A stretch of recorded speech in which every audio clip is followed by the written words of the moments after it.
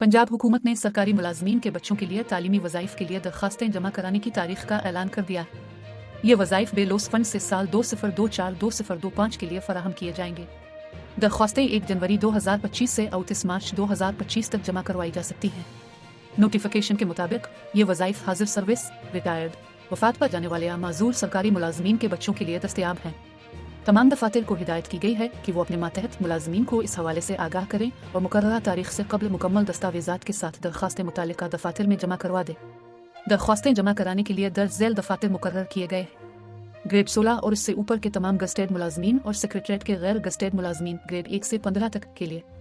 सूबाई bellows fund board, Alfalah building, शहरा कायदे आजम, लाहौर।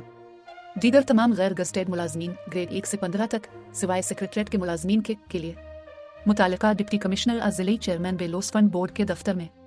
मुजाहिद न्यूज़ के मुताबिक तमाम मुतालिका अफसरान को हिदायत की गई है कि वो दरख्वास्तें बरवक्त और मुकम्मल दस्तावेजात के साथ वसूल करें ताकि मुस्तहिक तलबा को तालीम के हुसूल में माली मुआवनत फराहम की जा सके। मज़ीद ताज़ा तरीन खबरें हासिल करने के लिए मुजाहिद न्यूज़ को अभी फॉलो कर लें।